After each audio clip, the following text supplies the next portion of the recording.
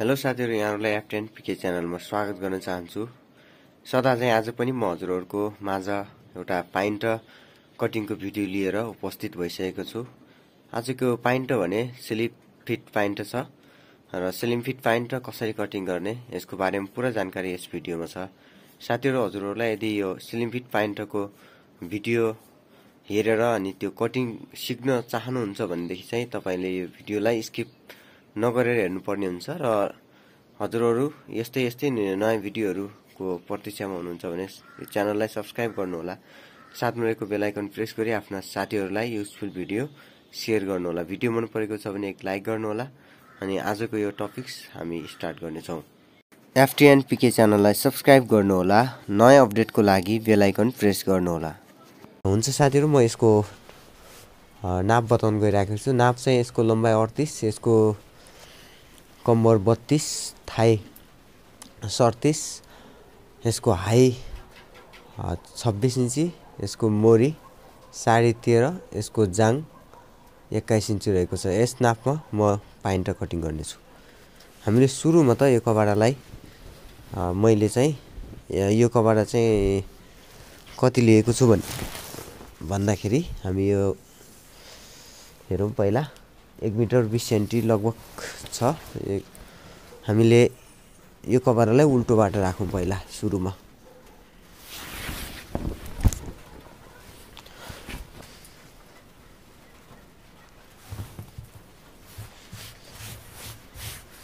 अब यसरी चाहिँ कपडा मिलाइसकेपछि अब हामीले यसको चाहिँ ड्राफ्ट हान्ने छौं पाइन्टको। यसमा सुरुमा हामीले माथि सिधा लाइन दिउँ पहिला। यस्तो गरेर हामीले सिधा लाइन दिइसकेपछि अब यसको पूरा लम्बाइ हामीले लिनुपर्ने हुन्छ।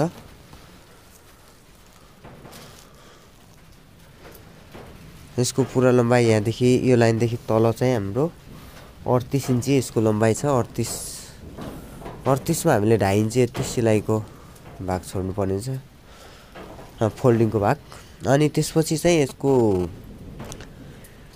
हाई चाहिँ 26 इन्ची छ। 26 को भागा 2 गर्दा 13 हुन्छ। 13 मा 3 इन्ची माइनस गर्दा 10 इन्ची हुन आउँछ। 10 इन्चीमा हामीले यसको फर्स्टनलको भाग राख्नुपर्ने हुन्छ। अनि यसको चाहिँ घुँडासम्म लम्बाइ कसरी राख्ने भन्दाखेरि यसको लम्बाइ 38 छ। 38 को भागा 2 गर्दा 19 हुन्छ। 19 मा हामीले 2 इन्ची तल गर्ने 21 मा। अनि यो भन्दा माथि हामीले 1.5 इन्चीमा अर्को लाइन दिनुपर्ने हुन्छ।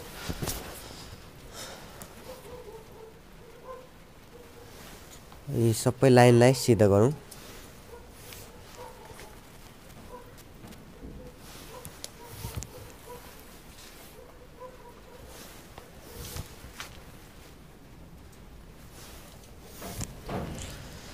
अब यो गरिसकेपछि अब हामीले यहाँनिर चाहिँ यो किनार पिसमा चाहिँ यस्तो गरेर हामीले यो किनार पिसलाई फर्काउनु पर्ने हुन्छ। अब यहाँदेखि हाम्रो यसको चाहिँ नाप सुरु हुन्छ। जस्तै यसको कम्बर चाहिँ 32 इन्ची, 32 को हामीले नाप गर्नुपर्ने हुन्छ। माथि पनि हाम्रो किनार पिस फर्काइदिउँ। त्यसपछि यहाँदेखि माथि चाहिँ हाम्रो 32 को भागा 2 गर्दा भागा 4 गर्दा हाम्रो 8 हुन्छ। 8 चौका 32। अनि यसमा चाहिँ हामीले अरु केही गर्नुपर्ने छैन। हामीले लगभग 1 इन्ची जति मात्रै हामीले एक्स्ट्रा लिनुपर्ने हुन्छ। त्यसपछि यसको थाई 37 छ। 37 डिभाइड 4 गर्दाखेरि हाम्रो कति हुन्छ? हाम्रो चाहिँ 9.5 नै 9.5 हुन्छ। हामीले 9.5 लिनुपर्ने हुन्छ। 9.5 मा हामीले 1.5 इन्ची बाहिर लुज छोड्नु पर्ने हुन्छ।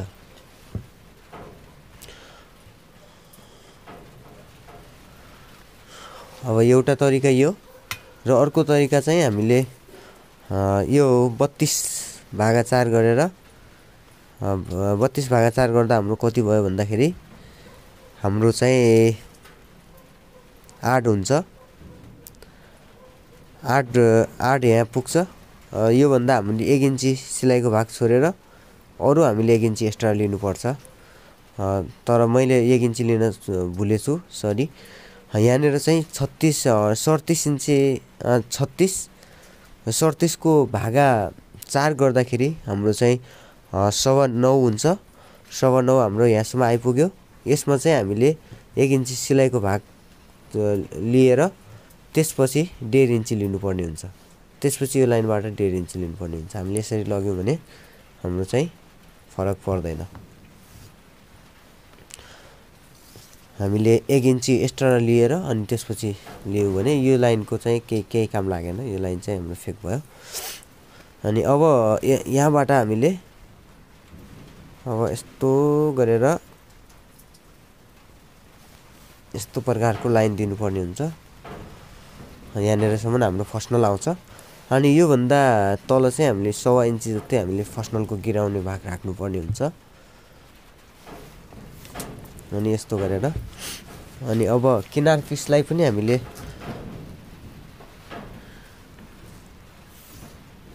यसरी राख्नुपर्ने हुन्छ। अनि यो लाइनदेखि भित्र हाम्रो 2.5 इन्ची जति 2.5 अथवा 3 इन्ची जति हामीले लिनुपर्ने हुन्छ। किनकि यसको अलि चौडा भाग राख्ने भन्ने कस्टमरको माग छ। किनकि अब यो अलि चौडा लिने र यसमा डिजाइन पनि अलि फरक प्रकारको छ। त्यो चाहिँ मैले हजुरलाई सिलाइमा देखाउने छु। अनि यो चाहिँ कोरियन प्यान्ट र कोरियन डिजाइनको सिलाउने भनेर उहाँले भन्नुभएको छ। 7.5 बराबर लम्बाइ लिने यसको पकेटको। अनि त्यसपछि यहाँबाट हामीले नर्मल यस्तो तरिकाले लिनुपर्ने हुन्छ। अनि त्यसपछि हामीले अब 20 सेन्टर गरौँ। यहाँदेखि यहाँसम्म चाहिँ कति आउँछ हामीले त्यतिलाई नै हामीले तलसम्म गर्ने। किनार पिससम्म हामी नापौँ। यहाँसम्म 7 इन्ची भएको छ। त्यही 7 इन्चीलाई यहाँ पनि लगाइदिउँ। त्यही 7 इन्ची तल मोरिम पनि लगाइदिउँ। अनि त्यसपछि यो 20 सेन्टरमा पारेर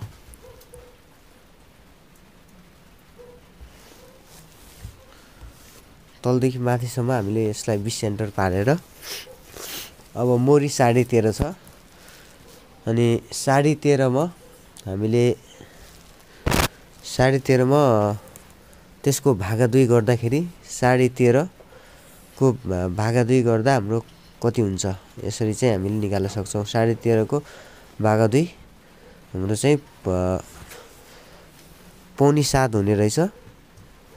6.25 को भागा 2 गर्ने फेरि 6.25 को पनि भागा 2 गर्दाखेरि हाम्रो चाहिँ 3.25 1 सुत हुँदो रहेछ है। 3.25 1 सुत यता र यता चाहिँ 6.25 यसरी है। यसरी यो मोरी लगाइसकेपछि त्यसपछि यसको घुँडा जाङ यसको चाहिँ 21 इन्ची छ।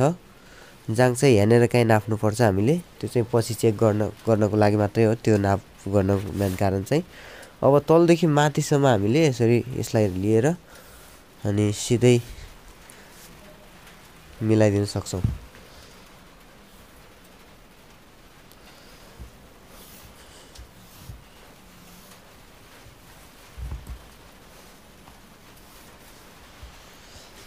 यो तरिकाबाट हामीले यसको कटिङ गर्न सक्छौँ।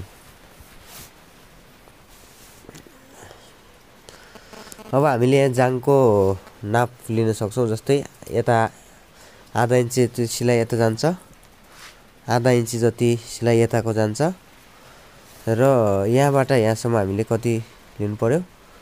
हाम्रो 21 इन्ची थियो, 10.5 भयो होइन। 21 इन्ची हाम्रो फिक्स भएको छ। यो तरिकाबाट हामीले प्यान्ट कटिङ गर्न सक्छौँ। यो तरिकाबाट प्यान्ट कटिङ गर्न सक्छौँ र म कटिङ गरिदिन्छु अब यसलाई ड्रिल नगरेर।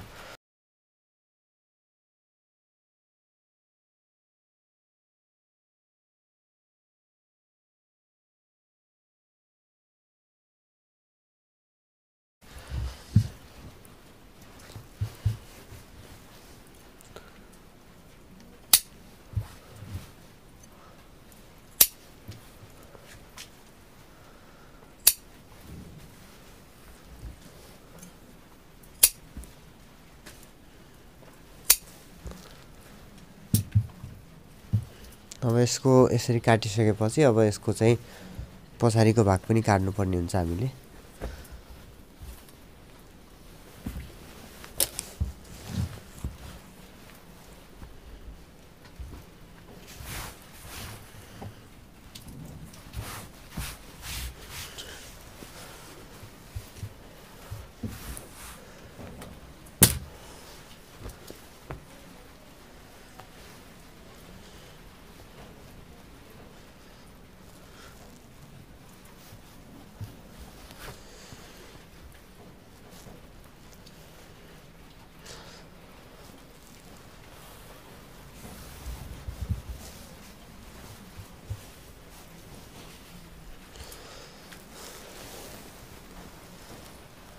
यस्तो गरेर हामीले यता साइड गरेर राख्नुपर्ने हुन्छ यसलाई चाहिँ।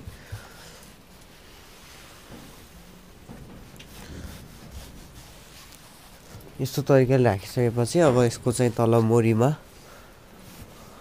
र त्यसपछि यसको तलको किनार पिस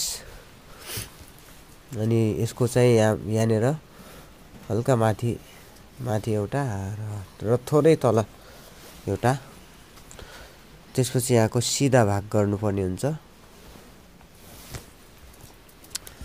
अब यो गरिसकेपछि अब योभन्दा बाहिर चाहिँ हामीले 2.5 इन्च जति राख्ने, 2.5 इन्च राखेर 1.25 इन्च जति हामीले एक्स्ट्रा राख्नुपर्ने हुन्छ। त्यसपछि यसको लाइन यो सिधा गरेर योबाट बाहिर 1 इन्ची र योबाट भित्र 1 इन्ची यस्तो गर्नुपर्ने हुन्छ।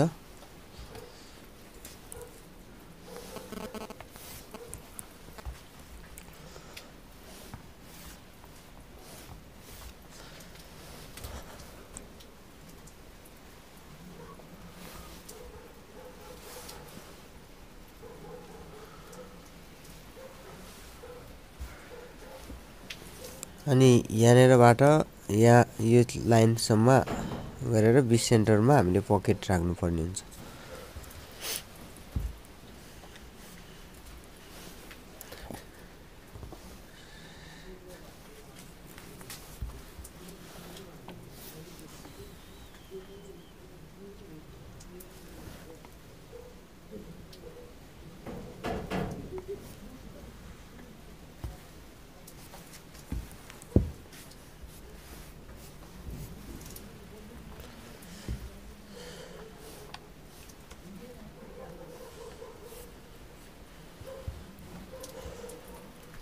यो तरिकाले हाम्रो यो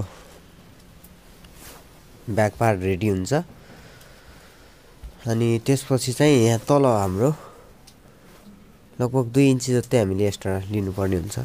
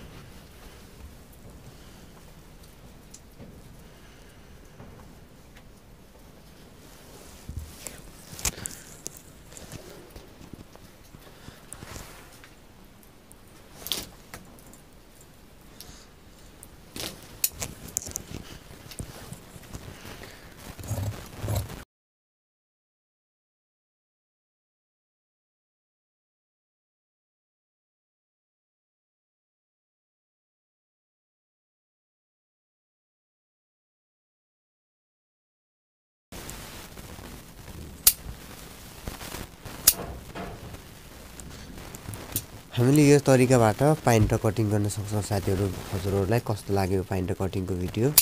मन परेको छ भने एक लाइक गर्नु होला, च्यानलमा पहिलोचोटि हुनुहुन्छ भने सब्स्क्राइब गर्नु होला, साथमा रहेको बेल आइकन प्रेस गरी आफ्नो साथीहरूलाई सेयर गर्नु होला। हुन्छ साथीहरू, आजको लागि भने हामी छुट्दैछौँ।